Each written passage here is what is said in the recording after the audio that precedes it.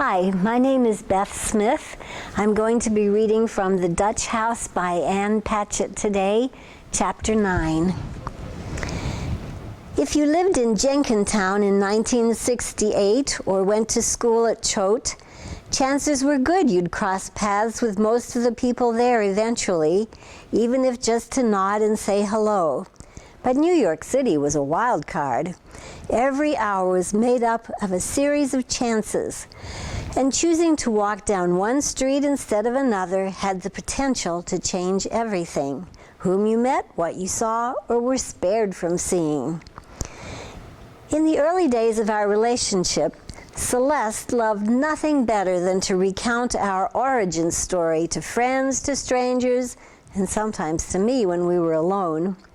She'd meant to be on the 1:30 train from Penn Station that day, but her roommate wanted to take the subway together as far as Grand Central. The roommate that then proceeded to dawdle with her packing for so long, Celeste missed the train. "I could have gone on some other train," she said, putting her head on my chest. "Or I could have taken the 405 and wound up in a different car. Or I could have been in the right car but picked another seat. We could have missed each other." Maybe on that day, I would say, running the tips of my fingers along her fascinating curls. "But I would have found you eventually." I said this because I knew it was what Celeste wanted to hear, this warm girl in my arms who smelled like ivory soap. But I believed it too, if not romantically, then at least statistically. Two kids from Jenkintown and Rydell going to college in New York City were likely to bump into one another somewhere along the way. "The only reason I picked that seat was because I saw the chemistry book. You weren't even sitting there." "That's right," I said. Celeste smiled. "I always did like chemistry." Celeste was plenty happy in those days, though in retrospect she was the ultimate victim of bad timing, thinking that because she was good in chemistry she should marry a doctor instead of becoming a doctor herself.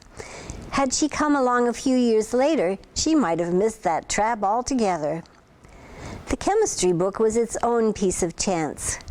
Had I paid attention from the beginning of the semester the way I should have, Dr. Abel would have had no reason to put the fear of God into me about failing, and I wouldn't have turned organic chemistry today into an extension of my arm.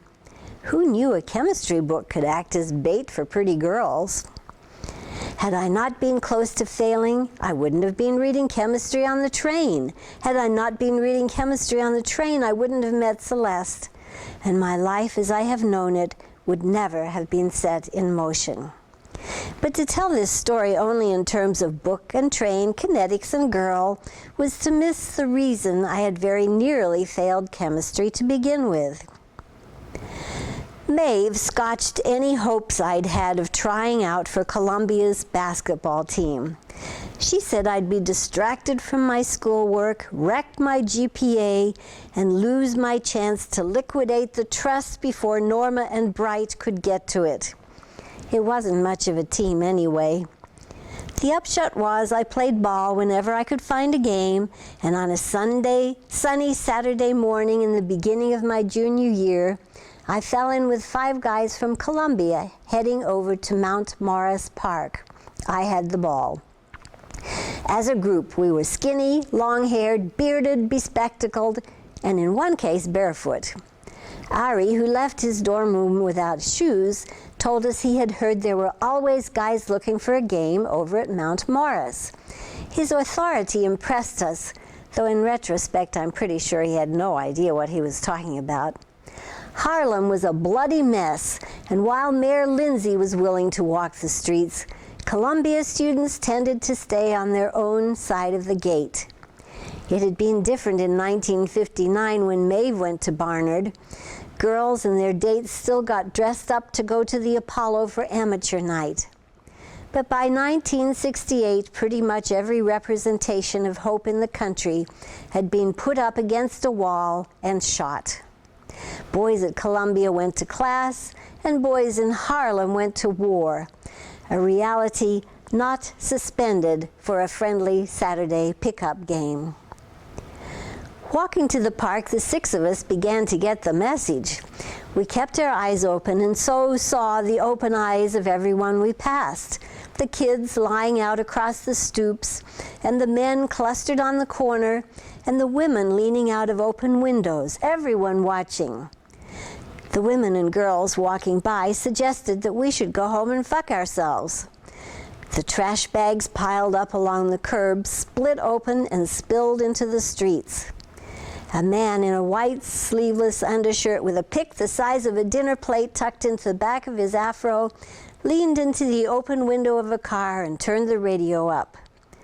A brownstone with its windows boarded over and its front door missing had a notice pasted to the brick. Tax foreclosure for sale by public auction. I could see my father writing down the time and the date of the auction in the small spiral notebook he kept in his breast pocket. "You see a sign like that?" he said to me once when I was a boy and we were standing in front of an apartment building in North Philadelphia. "It might as well say, 'Come and get it.'" I told him I didn't understand. The owners gave up, the bank gave up. The only people who haven't given up work for the Bureau of Internal Revenue because they never give up. All you have to do is own the building. To own the building is pay the taxes. "Conroy," a kid from my chemistry class named Wallace called back to me, "hustle up." They were already down the block, and now I was a white guy alone holding a basketball. "Conroy, move your ass," said one of the three boys sitting on the steps of the next building, and then another one yelled, "Conroy, make me a sandwich." That was it, the moment of my spiritual awakening on 120th Street. I pointed to the building with the auction notice. "Who lives there?" I asked the kid who thought I'd come to fix his lunch. "How the fuck do I know?" he said in 10-year-old parlance. "He's a cop," the second boy said. "Cops don't have balls," the third boy said, and this sent all three of them into rolling hysterics. My team had been waiting, and now, moving a little faster, they circled back. "Time to go, man," Ari said. "He's a cop," the boy said again, then held out his finger like a gun. "All of you, cops." I threw a chest pass to the kid in the red t-shirt, and he threw it straight back, 1-2. "Throw it here," the next one said. "Take these guys to the park," I said to the boys. "I'm going to be 1 minute." None of them seemed to think that this was a good idea, not my teammates and not the boys on the stoop. But I was already turning back to the liquor store on the corner to see if I could borrow a pen. Everything I needed to know could be written on the palm of my hand. On my way to look for a pickup game at Mount Morris, I became the sole beneficiary to an inheritance greater than my father's business or his house. My entire life snapped into sudden technicolor clarity. I needed a building, specifically the one on 120th near Lenox, in order to be who I was meant to be. I would put the windows in and replace the door myself. I would patch the drywall and sand the floors, and someday I would collect the rent on Saturdays. Maeve believed that medical school was my destiny, and Celeste believed that she was my destiny, and both of them were wrong. On Monday, I called Lawyer Gooch and explained my situation. My father had made provisions for my education, yes, but wouldn't it be so much more in keeping with his wishes to use that money instead to buy a building and launch myself in the career he'd intended me to have? Looking past the violence and filth, the pockets of impenetrable wealth, Manhattan was an island after all, and this part of the island was next to an ever-expanding university. Couldn't he petition the trust on my behalf? Lawyer Gooch listened patiently before explaining that wishes and logic were not applicable to trusts. My father had made arrangements for my education, not for my career in real estate. 2 weeks later, I attended the public auction of the building that was meant to change my life. It sold for $1,800. I had no plans to recover. But as usual, it turned out I was wrong. There were a lot of buildings in the neighborhood I now haunted, and it wasn't impossible to find another one that was burned out, full of squatters and scheduled for auction. I spent so much time in Harlem, I felt suspicious, even to myself. A white person was someone who either had something to buy or to sell, or he had plans to disrupt the commerce of others. I was included in this, even though I meant to buy something bigger than a bag of weed, and I meant to stay. While most Columbia students had never been to Harlem, I could have given tours. I did labor-intensive searches at the library and the records office to find the property taxes and price comps in a 10-block radius. I made appointments to see buildings that were for sale and tracked foreclosures in the paper. The only thing I neglected was chemistry, until I began to neglect Latin physiology and European history as well. My father had taught me how to check the joists beneath a porch for rot, how to talk an angry tenant down, and how to ground an outlet. But I'd never seen him buy anything bigger than a sandwich. I realized I had two narratives for his life.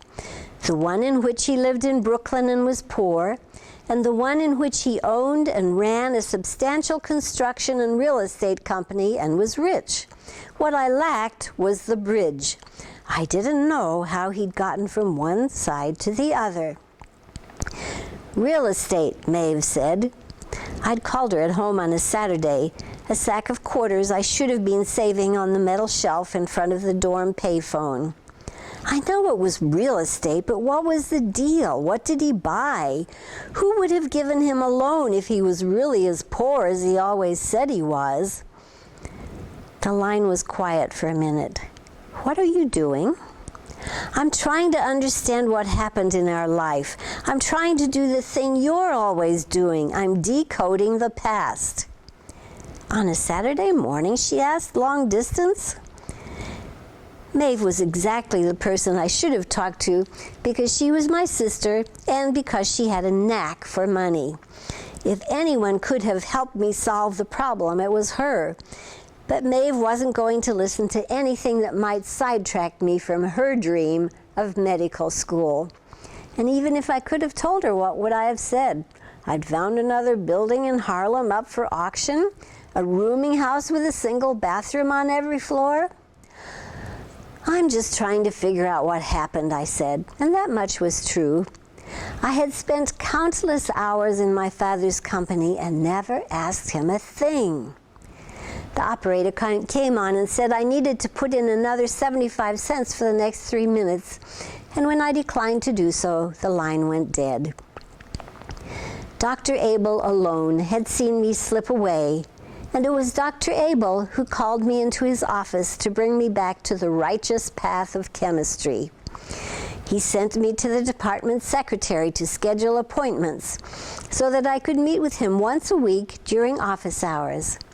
He said I had no absences left, and from then on would be expected to be present in class regardless of my health. While the rest of the students would be assigned 4 or 5 questions from the end of every chapter, I was to answer all of the questions and come in to have my answers checked. I was never sure if I'd been singled out for punishment or benevolence, but either way, I didn't think I deserved it. Bring your parents by, he said to me a few days before parents' visiting weekend. I'll tell them how well you're doing, relieve their troubled minds. I was standing at the door of Dr. Abel's office and took an extra beat to decide whether to tell him the truth or just say thank you and leave it at that. I liked my persecutor, but my story was complicated and tended to engender a kind of sympathy in other people I'd never been able to tolerate. What? He said, waiting for my answer. No parents? He meant it as a joke, and so I laughed. No parents, I said. Well, I'll be in the office on Saturday as part of the festivities if you and your legal guardian want to come by. We might do that, I said, and thanked him as I left. I put it together easily enough, and years later, Maurice Abel, whom everyone called Maury, confirmed my suspicion. He went to the registrar's office to look at my file. He never asked about my parents again, but he started to suggest we hold our weekly meetings over lunch at the Hungarian pastry shop. He invited me to dinners he and his wife hosted for the graduate students in chemistry. He checked to see how I was doing in my other classes and alerted those teachers to my situation.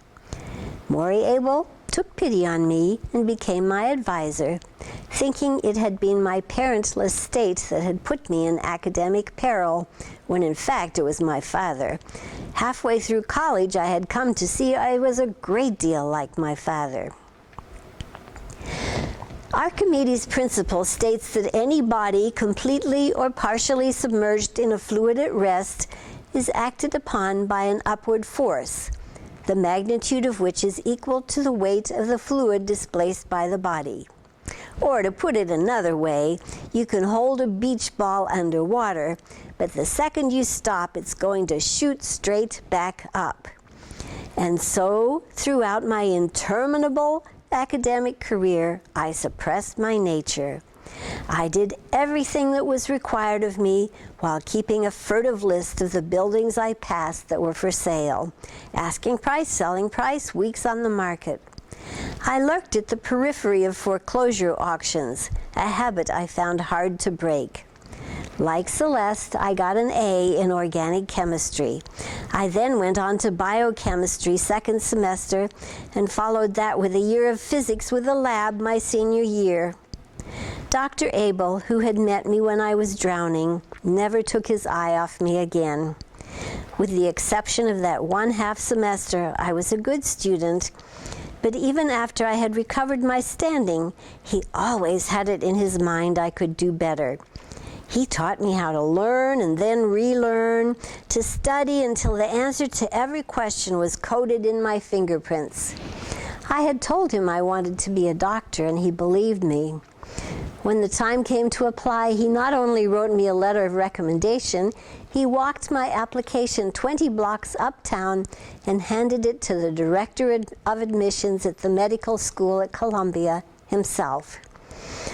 The fact that I had never wanted to be a doctor was nothing more than a footnote to a story that interested no one. You wouldn't think a person could succeed in something as difficult as medicine without wanting to do it, but it turned out I was part of a long and noble tradition of self-subjugation. I would guess at least half the students in my class would rather have been anywhere else. We were fulfilling the expectations that had been set for us. The sons of doctors who were expected to become doctors so as to honor the tradition, the sons of immigrants who were expected to become doctors in order to make a better life for their families. The sons who had been driven to work the hardest and be the smartest were expected to become doctors because back in the day, medicine was still where the smart kids went. Women had yet to be allowed to enroll at Columbia as undergraduates, but there were a handful of them in my medical school class. Who knows, maybe they were the ones who actually wanted to be there. No one expected their daughters to become doctors in 1970. The daughters still had to fight for it. P&S, as the College of Physicians and Surgeons was known, had a thriving theater troupe made up of medical student actors. And to watch the shows the P&S Club put on, the dreary, soon-to-be radiologists and urologists and half an inch of eyeliner bursting into gleeful song, was to see what they might have done with their lives had their lives belonged only to them. The first day of orientation took place in a lecture hall with stadium seating. Various faculty laid out impossible cases and told us that by the end of the year we would be able, if not to solve these cases, then to at least discuss them knowledgeably. The head of cardiac surgery took the stage to extol the wonders of the cardiac surgery program. And the boys who had told their mothers they were going to be heart surgeons whistled and hollered and clapped, each one thinking that this was going to be him one day, the Lord of it all. Then a neurologist came out and other members of the audience cheered. One by one, every organ had its moment in the sun. Kidneys, lungs, oh, how they beamed. We were the smartest bunch of idiots around. When I was in medical school, I had a telephone in my apartment. We all did. Even in our first year, they wanted us to know we could be called to the hospital at any hour. My phone was ringing when I came in the door during my second week of school. I had the most fantastic news, Maeve said. Long-distance rates went down at 6 o'clock and then again at 10. The clock read 10:05. All ears. I had lunch with Lawyer Gooch today, strictly social, and he thinks he's supposed to be my father now. Halfway through the meal, he mentions that Andrea had contacted him. There was a time when this news might have perked me up, but I was too tired to care. If I started my homework immediately, I might be asleep by 2 in the morning. And she called him to say she thought that sending you to medical school was excessive. She said she'd been given to believe that the trust was for college only. Who gave her to believe that? No one. She's making it up. She said she hadn't complained about Choate because you'd just lost your father. But at this point, she feels we're bilking the trust. We are bilking the trust. I sat down in the single kitchen chair and leaned against the little table. The phone was in the kitchen, what I called the kitchen closet. I tracked the path of a cockroach as it wandered down the front of a yellow metal cabinet and slipped beneath the door. He told me she'd looked up the cost of Columbia and that it was the single most expensive medical school in the country. Did you even know that? #1. She said it's her proof that this is all a plot against her and that you could go to UPenn for half of what Columbia costs and leave some money for the girls. She told him she simply wasn't going to pay for Columbia anymore. But she doesn't pay for it. The trust pays for it. She perceives herself to be the trust. I rubbed my eyes and nodded to no one. Well, what does Lawyer Gooch say? Does she have any case? None. Maeve's gleeful voice was loud in my ear. He said you can stay in school for the rest of your life. That's not going to happen. You never know. There are lots of fascinating things to pursue. You could live the life of the mind. I thought of the endless maze that was the Columbia Presbyterian Medical Center, our professors in their white coats sailing down the hallways like gods in their heaven. I don't want to be a doctor, you know that, right? Maeve missed a beat. You don't have to be a doctor, you only have to study to be one. Once you're finished, you can play a doctor on television for all I care. You can be anything you want as long as it requires a great deal of schooling. Go help the poor, I said. Maeve taught an evening class on how to make a budget through Catholic charities, and on Tuesday nights she stayed up late to grade their notebooks and correct their math. I need to study. I wish you could be happier about this, she said, but the truth is, it doesn't matter. I'm happy enough for both of us. Happiness had been suspended for the foreseeable future. I was taking human histology, embryology, and gross anatomy. The lessons of chemistry that Dr. Abel had drilled into me held fast. I answered every question at the end of every chapter, and in the morning I woke up and answered them again.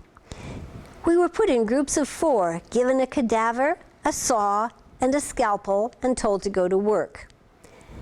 The only other dead person I'd seen until that point was my father, and I found it far too easy to picture a group of white coats perched like vultures around his bed waiting to open him up. Disassemble, reassemble. Our cadaver was older than my father, a smaller, brown-skinned man. His mouth was open in the same horrible way, as if it were the universal last act to try and fail to gasp a final breath. I would have thought that in order to cut a man apart and label him, I would have needed at least some degree of curiosity, but that wasn't the case. I did it because it was the assignment. Some of my classmates vomited in the lab that first day. Others made it to the hall or even the bathroom. But the carnage of our work didn't hit me until I was outside again, the sweet, sick smell of formaldehyde still painted in my nose. I threw up on the sidewalk in Washington Heights, along with the junkies and the drunks. I had seen Celeste from time to time during my junior and senior years of college. I had seen other women, too. Dating was an activity that required thoughtfulness and planning and time, and in medical school, I had none of those luxuries. Going out with Celeste felt the least like dating. She asked almost nothing of me, and she gave the most in return. She was agreeable and cheerful, pretty without being distracting. When I went to Philadelphia on the train, she came with me. Maeve and I would drive her to Rydal, but Celeste never insisted that I spend time with her family. Maeve and Celeste were still affectionate with each other in those days. Maeve was happy because Columbia Medical was expensive, had top rankings, and offered me no financial aid.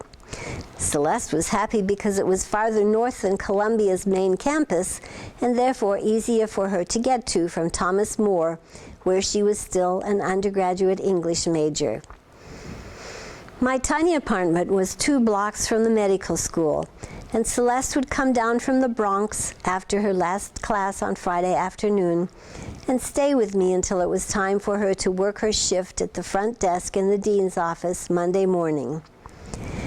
When I was an undergraduate, we worked around my roommate's schedule, but in medical school, we fell into a kind of 3-day-a-week marriage, which, in retrospect, was probably as much marriage as we were capable of. We lived under the rules that had been established when we met on the train. I had to study, and she had to let me. But we also lived in the America of 1969. The war was grinding on. Protesters filled the streets. Students still commandeered administrative offices, and we had as much guilt-free, diaphragm-protected sex as time allowed. I will forever associate the study of human anatomy not with my cadaver, but with Celeste's young body lying naked on my bed. She let me run my hands across every muscle and bone, naming them as I went along. The parts of her I couldn't see I felt for, and in doing so, learned how best to bind her to me. The little fun I had in those days, I had with Celeste. The splurge of Szechuan noodles and white paper cartons eaten on the roof of the hospital late at night, the time she got free passes to see Midnight Cowboy from her French professor who had meant for her to go with him. Everything went so well for us until she turned her attention to her impending graduation. She wanted to start making plans for the future. That was when she told me we'd have to get married. "I can't get married after my first year of medical school," I said, not mentioning the fact that I didn't want to get married. "Things are going to get harder, not easier." "But my parents won't let us live together, and they won't pay for me to get my own place and wait here until you finish school. They can't afford something like that." "So you'll get a job, right? That's what people do after college." But as soon as I said it, I understood that I was supposed to be Celeste's job. The poetry courses and the senior thesis on Trollope were all well and good, but I was what she'd been studying. She meant to keep the tiny apartment clean and make dinner and eventually have a baby. Women had read about their liberation in books, but not many of them had seen what it looked like in action. Celeste had no idea what she was supposed to do with a life that was entirely her own. "You're breaking up with me," she said. "I'm not breaking up with you. What I wanted was what I had 3 nights a week. And to be perfectly honest, I would have been happier with 2. I didn't understand why she had to sleep over on Sundays and then get up so early Monday morning to catch the train back to school. Celeste sat down on the bed and stared out the window into the dirty air shaft and the brick wall beyond. She was sitting with her spine rounded, her pretty blonde curls tangled over her slumped shoulders, and I wanted to tell her to sit up straight. Everything would have gone so much better for her had she been able to sit up straight. If we aren't going forward, then you're breaking up with me. I'm not breaking up with you, I said again. But I didn't sit down on the bed beside her, and I didn't hold her hand. Her impossibly round blue eyes were brimming over with tears. "Why won't you help me?" she asked, her voice so small I could barely hear her. "Help her," Maeve said. "She isn't talking about you changing a flat. She wants you to marry her." I had taken the train home for the weekend. I needed to talk to my sister. I needed to think things through without Celeste in my bed, which, despite her continued insistence that I was breaking up with her, was still where she was sleeping Friday through Sunday. I had come home to sort out my life. Maeve said she had an emergency pack of cigarettes in the glove box, and we decided that this was a good time to relapse. The leaves and flowers of early spring were already crowding out our view of the Dutch house. Wrens patrolled the sidewalk looking for twigs. "You can't marry her a year into medical school. That's insane. She has no business asking you for that. And even when you're finished with school, once you're in your residency, things are only going to get worse. You're not going to have any time until you're finished." As it stood now, medical school made my undergraduate education look like one long game of badminton.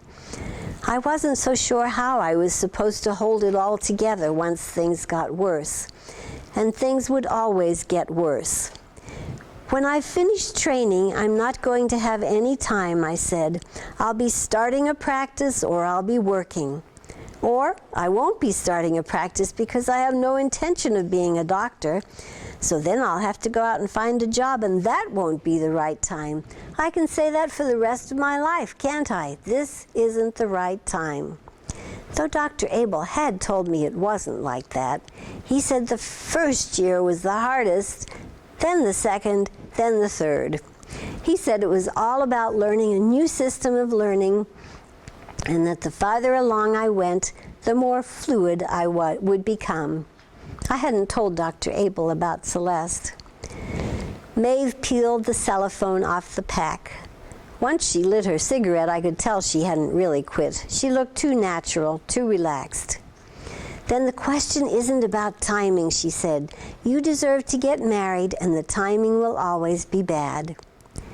Diabetics shouldn't smoke. I was far enough along in school to know that much.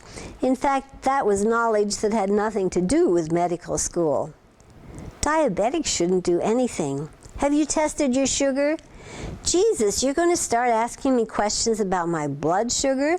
Stick to the topic. What are you going to do about Celeste?" I could marry her over the summer. I had meant it to sound snappish because she'd snapped at me, but as soon as I said it, I had a surprising glimpse of the practicality.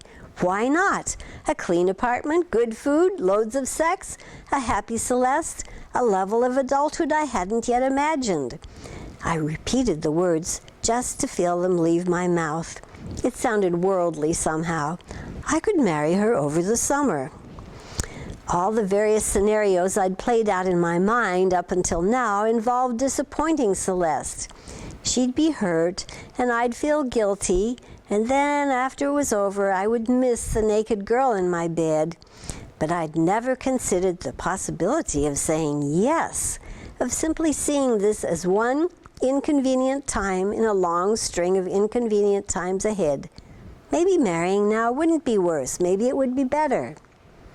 Maeve nodded as if this was what she'd expected me to say. "Do you remember when Dad and Andrea got married?" Of course, she wasn't listening to me. It's strange, but my memory always conflates their wedding and the funeral. No, I do that too. I think it has to do with the flowers. Do you think he loved her? Andrea? I said as if we could have been talking about someone else. Not at all. Maeve nodded again and blew a long stream of smoke out the window. I think he was tired of being alone. That's what I think. I think there was this big hole in his life, and Andrea was always there, telling him she was the person who could fill it up, and eventually he decided to believe her. Or he got tired of listening to her. You think he married her just to shut her up? I shrugged. He married her to end the conversation about whether or not they should get married. As soon as I said it, I understood what we were talking about. So you love Celeste and you want to spend the rest of your life with her. She wasn't asking me a question. She was just making sure, finishing things off. I wouldn't get married in the summer. The idea slipped off as quickly and completely as it had arrived, and the feeling I was left with was everything I had imagined. Sadness, elation, loss. No, not like that. We sat with the final decision for a while. You sure? I nodded my head, lit a second cigarette. Why don't we ever talk about your love life? It would be a huge relief for me. It would be for me too, Maeve said, but I don't have one. I looked at her square on. I don't believe you. And my sister, who could outstare an owl, turned her face away. Well, you should. After I came back from Jenkintown, Celeste decided everything was Maeve's fault. She tells you to break up with me 3 weeks before finals? Who does something like that? We were in my apartment. I had told her not to come down, that I would take the train up to her and we could talk there, but she said that was ridiculous. We're not going to talk in front of my roommate, she said. Maeve didn't tell me to break up with you. She didn't tell me anything. All she did was listen. She told you not to marry me. She did not. Who talks to their sister about these things anyway?